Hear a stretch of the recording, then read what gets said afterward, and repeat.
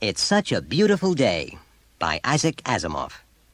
On April 12, 2117, the field modulator brake valve in the door belonging to Mrs. Richard Hanshaw depolarized for reasons unknown. As a result, Mrs. Hanshaw's day was completely upset, and her son, Richard Jr., first developed his strange neurosis. It was not the type of thing you would find listed as a neurosis in the usual textbooks, and certainly young Richard behaved in most respects just as a well-brought-up 12-year-old in prosperous circumstances ought to behave. And yet, from April 12 on, Richard Hanshaw, Jr. could only, with regret, ever persuade himself to go through a door. Of all this, on April 12, Mrs. Hanshaw had no premonition. She woke in the morning, an ordinary morning, as her mechano slithered gently into her room with a cup of coffee on a small tray. Mrs. Hanshaw was planning a visit to New York in the afternoon, and she had several things to do first that could not quite be trusted to a mechano, so after one or two sips, she stepped out of bed. The mechano backed away, moving silently along the diamagnetic field that kept its oblong body half an inch above the floor, and moved back to the kitchen, where its simple computer was quite adequate to set the proper controls on the various kitchen appliances in order that an appropriate breakfast might be prepared. Mrs. Hanshaw, having bestowed the usual sentimental glance upon the cubograph of her dead husband, passed through the stages of her morning ritual with a certain contentment. She could hear her son across the hall clattering through his, but she knew she need not interfere with him. The mechano was well adjusted to see to it, as a matter of course, that he was showered, that he had on a change of clothing, and that he would eat a nourishing breakfast. The turgo shower she had had installed the year before made the morning wash and dry so quick and pleasant that really she felt certain Dickie would wash even without supervision. On a morning like this, when she was busy, it would certainly not be necessary for her to do more than deposit a casual peck on the boy's cheek before he left. She heard the soft chime the mechano sounded to indicate approaching school time, and she floated down the forced lift to the lower floor, her hairstyle for the day only sketchily designed as yet, in order to perform that motherly duty. She found Richard standing at the door with his text reels and pocket projector dangling by their strap, and a frown on his face.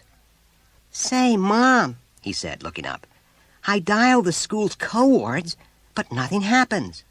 She said, almost automatically, "Nonsense, Dickie, I never heard of such a thing." "Well, you try." Mrs. Hanshaw tried, a number of times. Strange, the school door was always set for general reception. She tried other coordinates. Her friends' doors might not be set for reception, but there would be a signal at least, and then she could explain. But nothing happened at all. The door remained an inactive gray barrier despite all her manipulations. It was obvious that the door was out of order, and only 5 months after its annual fall inspection by the company. She was quite angry about it. It would happen on a day when she had so much planned. She thought petulantly of the fact that a month earlier she had decided against installing a subsidiary door on the ground that it was an unnecessary expense. How was she to know that doors were getting to be so shoddy? She stepped to the visiphone while the anger still burned in her, and she said to Richard, "You must go down the road, Dickie, and use the Williamses' door." Ironically, in view of later developments, Richard balked. "Ah, gee, Mom, I'll get dirty. Can't I stay home till the door is fixed?" And, as ironically, Mrs. Hanshaw insisted. With her finger on the combination board of the phone, she said, "You won't get dirty if you put flexies on your shoes, and don't forget to brush yourself well before you go into their house." "But golly, no back talk, Dickie. You've got to be in school. Just let me see you walk out of here, and quickly, or you'll be late." The mechano, an advanced model and very responsive, was already standing before Richard with flexies in one appendage. Richard pulled the transparent plastic shields over his shoes and moved down the hall with visible reluctance. "I don't even know how to work this thing, Mom." "You just push that button," Mrs. Hanshaw called. "The red button, where it says, 'For emergency use,' and don't dawdle. Do you want the mechano to go along with you?" "Gosh, no," he called back morosely. "What do you think I am, a baby? Gosh!" His muttering was cut off by a slam. With flying fingers, Mrs. Hanshaw punched the appropriate combination on the phone board and thought of the things she intended saying to the company about this. Joe Bloom, a reasonable young man who had gone through technology school with added training in force field mechanics, was at the Hanshaw residence in less than half an hour. He was really quite competent, though Mrs. Hanshaw regarded his youth with deep suspicion. She opened the movable house panel when he first signaled, and her sight of him was as he stood there, brushing at himself vigorously to remove the dust of the open air. He took off his flexies and dropped them where he stood. Mrs. Hanshaw closed the house panel against the flash of raw sunlight that had entered. She found herself irrationally hoping that the step-by-step trip from the public door had been an unpleasant one. Or perhaps that the public door itself had been out of order, and the youth had had to lug his tools even farther than the necessary 200 yards. She wanted the company, or its representative at least, to suffer a bit. It would teach them what broken doors meant. But he seemed cheerful and unperturbed as he said, "Good morning, ma'am. I came to see about your door." "I'm glad someone did," said Mrs. Hanshaw ungraciously. "My day is quite ruined." "Oh, sorry, ma'am. What seems to be the trouble?" "It just won't work. Nothing at all happens when you adjust cords," said Mrs. Hanshaw. "There was no warning at all. I had to send my son out to the neighbors through that thing." She pointed to the entrance through which the repairman had come. He smiled and spoke out of the conscious wisdom of his own specialized training in doors. "That's a door, too, ma'am. You don't give that kind of capital letter when you write it. It's a hand door, sort of.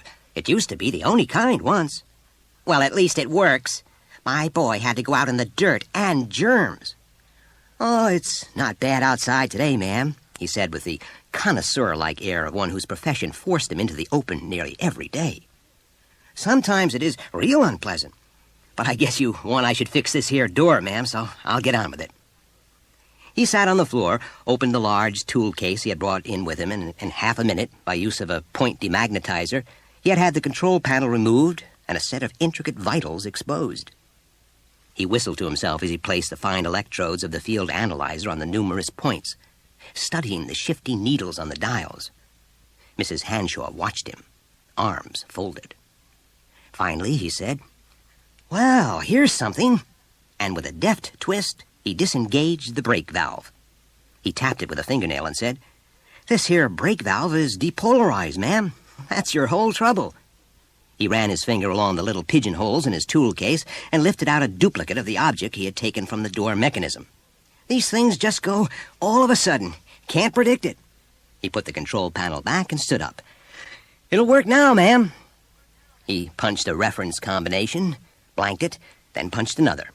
Each time, the dull gray of the door gave way to a deep, velvety blackness. He said, "Oh, will you sign here, ma'am? And put down your charge number 2, please." "Oh, thank you, ma'am." He punched a new combination, that of his home factory, and with a polite touch of his finger to forehead, he stepped through the door. As his body entered the blackness, it cut off sharply. Less and less of him was visible, and the tip of his tool case was the last thing that showed. A second after he had passed through completely, the door turned back to dull gray. Half an hour later, when Mrs. Hanshaw had finally completed her interrupted preparations and was fuming over the misfortune of the morning, the phone buzzed annoyingly, and her real troubles began. Miss Elizabeth Robbins was distressed. Little Dick Hamshaw had always been a good pupil. She hated to report him like this, and yet, she told herself, his actions were certainly queer, and she would talk to his mother, not to the principal. She slipped out to the phone during the morning study period, leaving a student in charge. She made her connection and found herself staring at Mrs. Hanshaw's handsome and somewhat formidable head. Miss Robbins quailed, but it was too late to turn back. She said, diffidently, "Mrs. Hanshaw, I'm Miss Robbins." She ended on a rising note. Mrs. Hanshaw looked blank and then said, "Richard's teacher?" That, too, ended on a rising note. "That's right. I called you, Mrs. Hanshaw." Miss Robbins plunged right into it, "to tell you that Dick was quite late to school this morning." "He was? But that couldn't be. I saw him leave." Miss Robbins looked astonished. She said, "You mean you saw him use the door?" Mrs. Hanshaw said quickly. Well, no, our door was temporarily out of order. I sent him to the neighbor, and he used that door. Are you sure? Of course I'm sure. I wouldn't lie to you. Oh, no, Mrs. Hanshaw. I wasn't implying that at all. I meant, are you sure he found the way to the neighbor? He might have got lost. Ridiculous. We have the proper maps, and I'm sure Richard knows the location of every house in District A3. Then, with the quiet pride of one who knows what is her due, she added, not that he ever needs to know, of course. The coords are all that are necessary at any time. Miss Robbins, who came from a family that had always had to economize rigidly on the use of its doors, the price of power being what it was, and who had therefore run errands on foot until quite an advanced age, resented the pride. She said quite clearly, well, I'm afraid, Mrs. Hanshaw, that Dick did not use the neighbor's door. He was over an hour late to school, and the condition of his flexies made it quite obvious that he had tramped cross-country. They were muddy. Muddy? Mrs. Hanshaw repeated the emphasis on the word. What did he say? What was his excuse? Miss Robbins couldn't help but feel a little glad at the discomfiture of the other woman. She said, he wouldn't talk about it. Frankly, Mrs. Hanshaw, he seems ill. That's why I called you. Perhaps you might want to have a doctor look at him. Is he running a temperature? The mother's voice went shrill. Oh, no. I don't mean physically ill. It's just his attitude and the look in his eyes. She hesitated, then said with every attempt at delicacy, I thought perhaps a routine checkup with a psychic probe. She didn't finish. Mrs. Hanshaw, in a chilled voice, and with what was as close to a snort as her breeding would permit, said, Are you implying that Richard is neurotic? Oh, no, Mrs. Hanshaw, but it certainly sounded so. The idea. He has always been perfectly healthy. I'll take this up with him when he gets home. I'm sure there's a perfectly normal explanation which he'll give to me. The connection broke abruptly, and Miss Robbins felt hurt and uncommonly foolish. After all, she'd only tried to help, to fulfill what she considered an obligation to her students. She hurried back to the classroom with a glance at the metal face of the wall clock. The study period was drawing to an end. English composition next.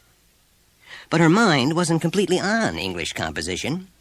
Automatically, she called the students to have them read selections from their literary creations, and occasionally she punched one of these selections on tape and ran it through the small vocalizers to show the students how English should be read.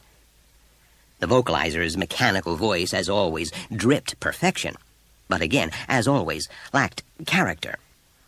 Sometimes she wondered if it was wise to try to train the students into a speech that was divorced from individuality and geared only to a mass average accent and intonation. Today, however, she had no thought for that. It was Richard Hanshaw she watched. He sat quietly in his seat, quite obviously indifferent to his surroundings. He was lost, deep in himself, and just not the same boy he had been. It was obvious to her that he had had some unusual experience that morning, and really she was right to call his mother, although perhaps she ought not to have made the remark about the probe. Still, it was quite the thing these days. All sorts of people get probed. There wasn't any disgrace attached to it. Or there shouldn't be, anyway. She called on Richard, finally. She had to call twice before he responded and rose to his feet. The general subject assigned had been, if you had your choice of traveling on some ancient vehicle, which would you choose and why? Miss Robbins tried to use the topic every semester. It was a good one because it carried a sense of history with it. It forced the youngsters to think about the manner of living of people in past ages. She listened while Richard Hanshaw read in a low voice.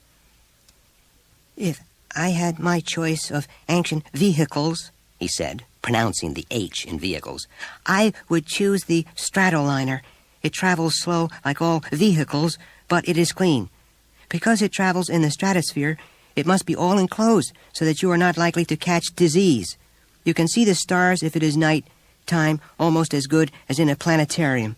If you look down, you can see the earth like a map, or maybe see clouds. He went on for several hundred more words. She said brightly when he had finished reading, It's pronounced vehicles. Richard. No H. Accent on the first syllable. And you don't say travel slow or see good. What do you say, class? There was a small chorus of responses, and she went on. That's right. Now, what is the difference between an adjective and an adverb? Who can tell me? And so it went. Lunch passed. Some pupils stayed to eat, some went home. Richard stayed. Miss Robbins noted that. As usually, he didn't. The afternoon passed, too. And then there was the final bell and the usual upsurging hum as 25 boys and girls rattled their belongings together and took their leisurely place in line. Miss Robbins clapped her hands together. Quickly, children, come, Zelda, take your place. I dropped my tay-punch, Miss Robbins, shrilled the girl defensively. Well, pick it up, pick it up. Now, children, be brisk, be brisk. She pushed the button that slid a section of the wall into a recess and revealed the gray blankness of a large door.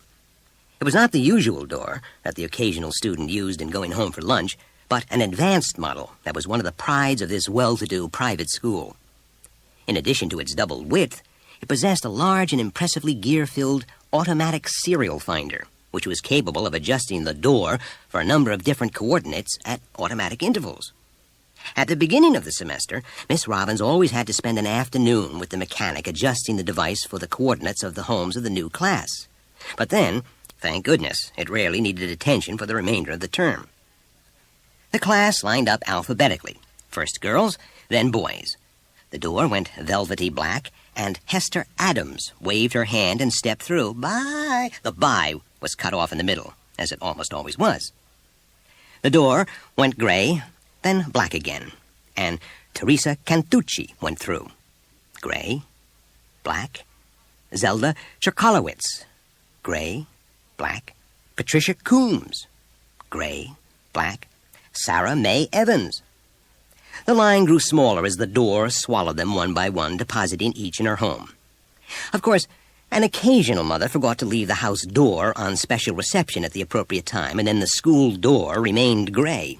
Automatically, after a minute-long wait, the door went on to the next combination in line, and the pupil in question had to wait till it was all over, after which a phone call to the forgetful parent would set things right. This was always bad for the pupils involved, especially the sensitive ones who took seriously the implication that they were little thought of at home. Miss Robbins always tried to impress this on visiting parents, but it happened at least once every semester, just the same. The girls were all through now. John Abranowitz stepped through, and then Edward Byrne. Of course, another trouble, and a more frequent one, was the boy or girl who got into line out of place. They would do it despite the teacher's sharpest watch, particularly at the beginning of the term when the proper order was less familiar to them. When that happened, children would be popping into the wrong houses by the half dozen and would have to be sent back.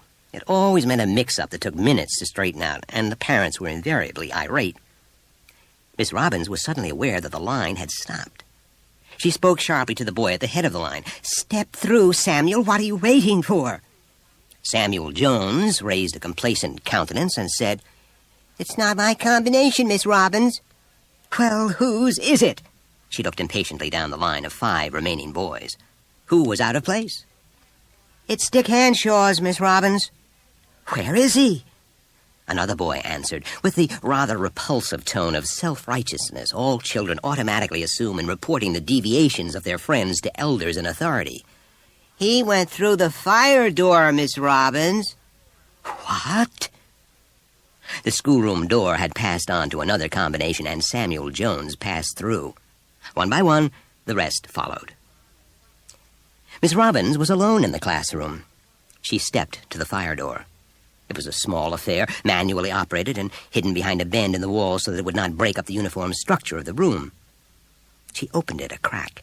It was there as a means of escape from the building in case of fire, a device which was enforced by an anachronistic law that did not take into account the modern methods of automatic firefighting that all public buildings used. There was nothing outside but the outside. The sunlight was harsh and a dusty wind was blowing. Miss Robbins closed the door. She was glad she had called Mrs. Hanshaw. She had done her duty. More than ever, it was obvious that something was wrong with Richard. She suppressed the impulse to phone again. Mrs. Hanshaw did not go to New York that day. She remained home in a mixture of anxiety and an irrational anger, the latter directed against the impudent Miss Robbins. Some 15 minutes before school's end, her anxiety drove her to the door. Last year, she had had it equipped with an automatic device which activated it to the school's coordinates of 5 of 3 and kept it so, barring manual adjustment, until Richard arrived. Her eyes were fixed on the door's dismal gray. Why couldn't an inactive force field be any other color, something more lively and cheerful? And she waited. Her hands felt cold, and she squeezed them together. The door turned black at the precise second, but nothing happened. The minutes passed, and Richard was late. Then quite late. Then very late. It was 3:45, and she was distracted. Normally, she would have phoned the school, but she couldn't. She couldn't. Not after that teacher had deliberately cast doubts on Richard's mental well-being. How could she? Mrs. Hanshaw moved about restlessly, lighting a cigarette with fumbling fingers, then smudging it out. Could it be something quite normal? Could Richard be staying after school for some reason? Surely he would have told her in advance. A gleam of light struck her. He knew she was planning to go to New York and might not be back till late in the evening. No, he would surely have told her. Why fool herself? Her pride was breaking. She would have to call the school, or even, she closed her eyes and teardrops squeezed through between the lashes, the police. And when she opened her eyes, Richard stood before her, eyes on the ground, and his whole bearing that of someone waiting for a blow to fall.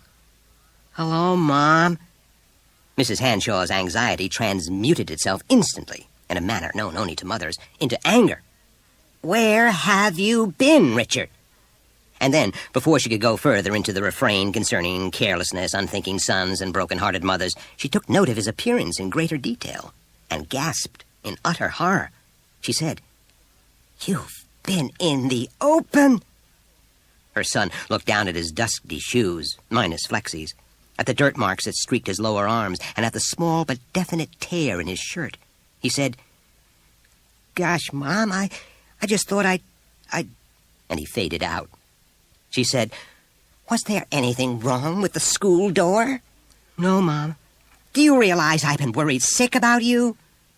She waited vainly for an answer. "Well, I'll talk to you afterward, young man.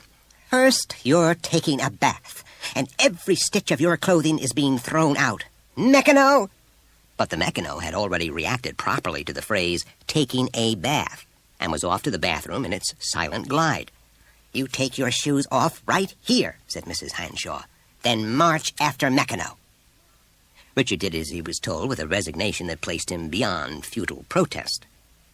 Mrs. Hanshaw picked up the soiled shoes between thumb and forefinger and dropped them down the disposal chute, which hummed in faint dismay at the unexpected load. She dusted her hands carefully on a tissue, which she allowed to float down the chute after the shoes. She did not join Richard at dinner, but let him eat in the worse-than-lack of company of the mechano. This, she thought, would be an active sign of her displeasure, and would do more than any amount of scolding or punishment to make him realize that he had done wrong. Richard, she frequently told herself, was a sensitive boy.